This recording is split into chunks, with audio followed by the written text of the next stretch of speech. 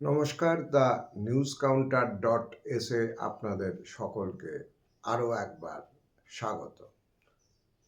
আপনারা জানেন যে নদিয়া পশ্চিমবঙ্গের রাজনীতির ক্ষেত্রে অত্যন্ত সংবেদনশীল একটি রাজ্য। নমঃশূদ্র, সংখ্যালঘু, উদ্বাস্তু অধ্যুষিত এই জেলা ভবিষ্যৎ এবং অতীতের রাজনৈতিক বোঝাপড়ার ক্ষেত্রে অনেক সময় গুরুত্বপূর্ণ মাইলফলক হয়ে থেকেছে। 1967 সালে কংগ্রেস সরকারের পতন ঘটার আগে পশ্চিমবঙ্গে প্রথমবারের জন্য কংগ্রেস সরকারের পতন ঘটেছিল 1967 সালে। বামপন্থীদের যুক্ত ফ্রন্ট ক্ষমতায় এসেছিল বিভিন্ন ঘাত প্রতিঘাতের মধ্যে দিয়ে। কিন্তু 67 সালে কংগ্রেস সরকারের পতন ঘটবার আগেও দেখা গেছিল যে নদিয়া মানুষের আন্দোলনে উত্তাল হয়েছে। কৃষ্ণনগর থেকে শান্তিপুর পর্যন্ত খাদ্য আন্দোলন এবং গণ আন্দোলনের আগুন জ্বলেছিল। সাম্প্রতিক অতীতে যদি আমরা দেখি, সেটা আমরা একটা জিনিস খেয়াল করব। পূর্ব মেদিনীপুর বা সিঙ্গুর বামফ্রন্টের পতনের প্রেক্ষাপট রচনার জন্য বহুল আলোচিত, কিন্তু 2011 সালে বামফ্রন্ট সরকারের পতন ঘটবার আগে 2008-এর যে পঞ্চায়েত নির্বাচন, সেখানে কিন্তু মানুষ নিঃশব্দে রায় দিয়েছিল বামফ্রন্ট তথা সিপিএমের বিরুদ্ধে বহু ক্ষেত্রে। জেলা পরিষদ বামফ্রন্ট পেলেও অধিকাংশ পঞ্চায়েত সমিতি অর্থাৎ ব্লক স্তরে পঞ্চায়েতের যে কাঠামো, সেখানে তৃণমূল কংগ্রেস বিজয়ী হয়েছে। অধিকাংশ পঞ্চায়েত সমিতি তৃণমূল কংগ্রেসের দখলে গেছে, এটা দেখা গিয়েছিল। এবং তখনই এটা মনে হয়েছিল যে রাজনৈতিকভাবে নদিয়া বামফ্রন্টের হাতে থেকে বেরিয়ে যাচ্ছে। আমি এবার বর্তমান প্রসঙ্গে আসি, অর্থাৎ কেন আমাদের এটা অবজারভেশন যে বিজেপিকে ঠেকাতে তৃণমূল কংগ্রেস নদিয়ায় ব্যর্থ হচ্ছে। আপনারা জানেন যে 2021-এ কার্যত তৃণমূল কংগ্রেসের পক্ষে ঝড় উঠেছিল। সংখ্যালঘু যারা ভোটার, তারা একচেটিয়া ভোট দিয়েছিলেন। মহিলা ভোটারদের একটা বড় অংশ ভোট দিয়েছিলেন তৃণমূল কংগ্রেসের পক্ষে, এবং উত্তরবঙ্গ ছাড়া বাকি সব জায়গায় বিজেপি কার্যত মুখ থুবড়ে পড়েছিল। কিন্তু নদিয়ায় এসে আমরা যদি একটু থমকে তাকাই, তাহলে একটা জিনিস খেয়াল করব যে নদিয়ায় যে 17টি বিধানসভা কেন্দ্র, তার মধ্যে কিন্তু ওই 2021-এর সুনামির মধ্যেও বিজেপি অধিকাংশ আসনে এগিয়েছিল। বিজেপি পেয়েছিল 9টি আসন এবং তৃণমূল কংগ্রেস জিতেছিল 8টি আসন। এখন এই তৃণমূল কংগ্রেস যে 8টি আসন জিতেছিল, এর একটা বড় অংশ এসেছিল উত্তর নদিয়া থেকে। বড় অংশ বলতে প্রায় 90% অংশ। তার কারণ যে আমরা এটাও জানি, উত্তরের যে নদিয়া, সেখানে তেহট্ট, নাকাশিপাড়া, পলাশিপাড়া, কালীগঞ্জ, চাপড়া, এইরকম কতগুলি বিধানসভা কেন্দ্র রয়েছে, যে কেন্দ্রগুলো সংখ্যালঘু অধ্যুষিত। এখানে মাইনরিটি ভোটের সংখ্যা 40-45 থেকে, চাপড়ার মতো কেন্দ্র, সেখানে 60% অবধি সংখ্যালঘুর কেন্দ্রীয় ভবন রয়েছে। সুতরাং 2021-এ তৃণমূল কংগ্রেস তার যেটুকু রাজনৈতিক মর্যাদা রক্ষা করতে পেরেছিল, সেটা মূলত সংখ্যালঘু কেন্দ্রগুলোর উপর ভর দিয়ে। এবং 2024 লোকসভায় যখন আমরা ঢুকছি, সেখানেও আমরা দেখব যে নদিয়ার দক্ষিণের যে অংশটা, যেটা রানাঘাট লোকসভা কেন্দ্রের মধ্যে পড়ে, সেখানে কিন্তু তৃণমূল কংগ্রেসের প্রার্থী পরাজিত হয়েছেন, বিজেপির প্রার্থী জয়ী হয়েছেন। আর উত্তরের যে অংশটা, যার মধ্যে আমি বললাম যে অধিকাংশ আসনই সংখ্যালঘু অধ্যুষিত, সেখানে মহুয়া মৈত্র বিজয়ী হয়েছেন সেই কৃষ্ণনগর লোকসভা কেন্দ্র থেকে। কিন্তু এর মধ্যেও একটা শিফট নজরে পড়েছে, যে কারণে আমার এই ব্যাখ্যা বিজেপিকে নদিয়ার মাটিতে আটকাতে তৃণমূল কংগ্রেস ব্যর্থ হচ্ছে। যেটা ইন্টারেস্টিং, 2024 লোকসভা নির্বাচন আমরা যখন পর্যালোচনা করছিলাম, সেখানে আমরা একটা জিনিস দেখি যে বিজেপি তাদের বিধানসভা সেক্টর ওয়াইজ লিড 2021 9টার থেকে 11টা ক্ষেত্রে তুলে নিয়ে গেছে। 9টা যে বিধানসভা ক্ষেত্র জিতেছিল 2021, বিজেপি সেখানে লিড তো পেয়েইছে।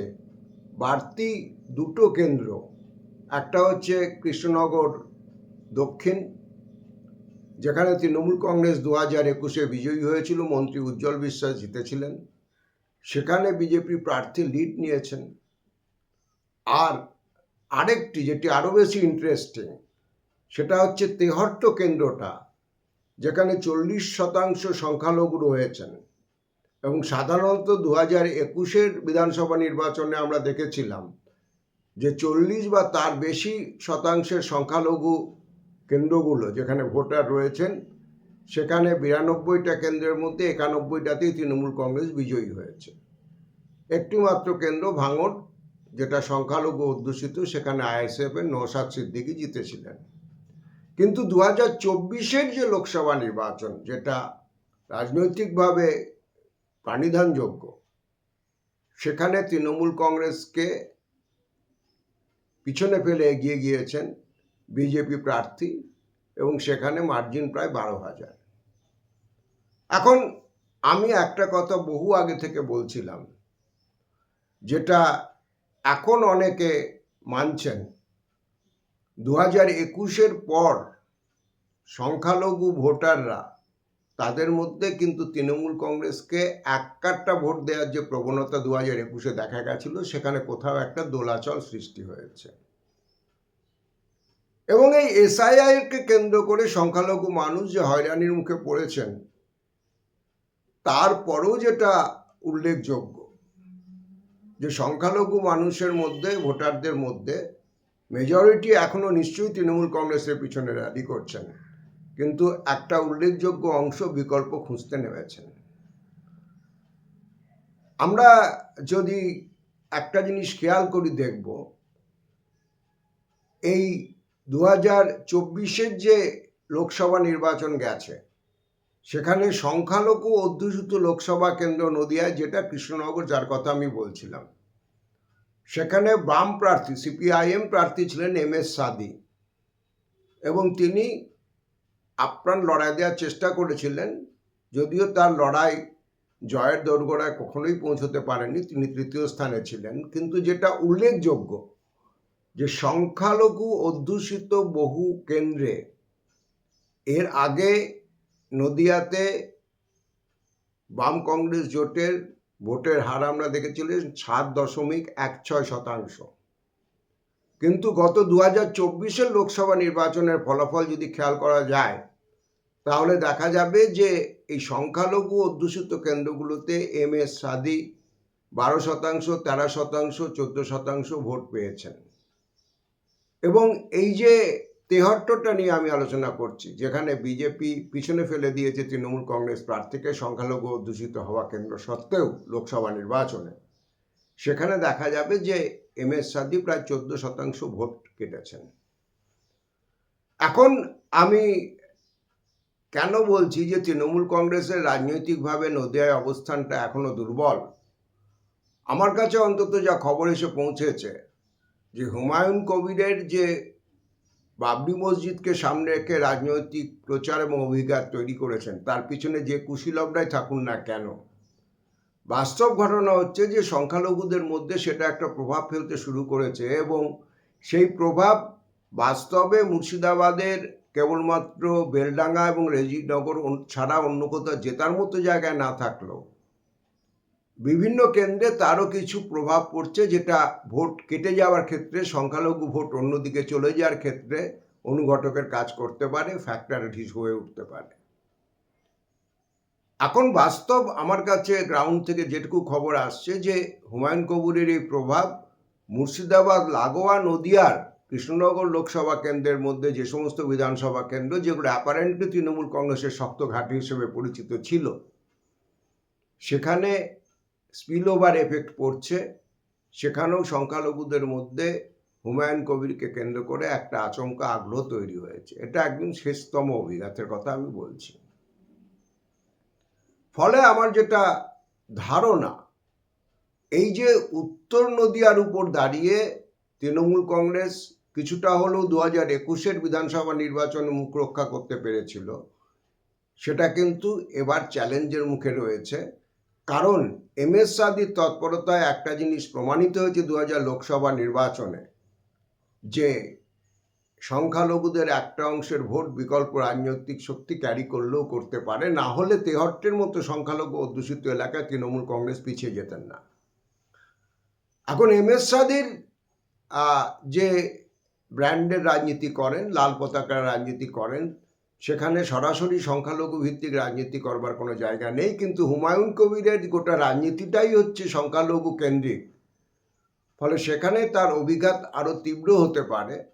এবং আমার যেটা রাজনৈতিক বোধ বলে, দক্ষিণে যে কৃষ্ণনগর, যে মাটি অলরেডি তারা বিজেপির কাছে হারিয়েছেন, সেখান থেকে আসনের ভিত্তিতে এই মুহূর্তে হরিণঘাটা ছাড়া অন্য কোনো আসন উদ্ধার হওয়ার আশাটা কম। হরিণঘাটায় ব্যবধানও কম ছিল, প্লাস ওখানকার বিজেপি বিধায়ককে কেন্দ্র করে ওখানকার বিজেপির স্থানীয় নেতাদের অনেকগুলো জটিলতা আছে। ফলে সেখানটা উদ্ধার হলেও হতে পারে। কিন্তু বাকি যে জায়গা, যেমন শান্তিপুর, বিজেপি বিধানসভাতে জিতেছিল, উপনির্বাচনে সেখানে তৃণমূল কংগ্রেস জয়ী হয়েছেন। কিন্তু এখন অবধি যে হাওয়া, তাতে এই বিধানসভা নির্বাচনে শান্তিপুর থেকে বিজেপি প্রার্থী যদি জয়ী হন, তাহলে আমি অন্তত অবাক হব না। কৃষ্ণনগর দক্ষিণ, যেখান থেকে মন্ত্রী উজ্জ্বল বিশ্বাস জিতেছেন, সেখানেও কিন্তু এবার লড়াই কঠিন আছে। ফলে একদিকে মতুয়াদের এসআইআরকে কেন্দ্র করে বিভিন্ন ক্ষোভ থাকা সত্ত্বেও এখন অবধি যা পরিস্থিতি, দক্ষিণ নদিয়াতে তৃণমূল কংগ্রেস রাজনৈতিকভাবে তার যা মাটি হারিয়েছিল বিজেপির কাছে, সেগুলোকে দ্রুত পুনরুদ্ধার করতে পারছে এরকম কোনো লক্ষণ নেই। এবং 2024-এর লোকসভা নির্বাচনের পরও আরও যে শিক্ষার চাকরি কেন্দ্রিক যে কেলেঙ্কারির তথ্য সামনে এসেছে, এটা মনে রাখবেন। এই চাকরি চুরির মামলায় গ্রেপ্তার হওয়া মানিক ভট্টাচার্য, তিনিও এই নদিয়ার থেকে, উত্তর নদিয়া থেকে তৃণমূল কংগ্রেসের টিকিটে জেতা বিধায়ক। এবং কল্যাণী থেকে শুরু করে সীমান্ত পর্যন্ত চাকরি বিক্রির একাধিক এজেন্ট সক্রিয় ছিল বলে অভিযোগ রয়েছে। ফলে যাদের টাকা গেছে তাদের মধ্যেও একটা ক্ষোভ দানা বেঁধেছে। গ্রামাঞ্চলে মুখে মুখে অনেক জিনিস দ্রুত ছড়ায়, যা ঘটে তার থেকে অনেক বেশি রটেও যায়, তারও একটা রাজনৈতিক অভিঘাত আছে। কারণ একটা জিনিস মাথায় রাখবেন, যে শিক্ষার চাকরি চুরিকে কেন্দ্র করে, শিক্ষাক্ষেত্রে চাকরির এই ব্যাপক দুর্নীতিকে কেন্দ্র করে তার অভিঘাত কিন্তু নিচুতলা পর্যন্ত পৌঁছেছে।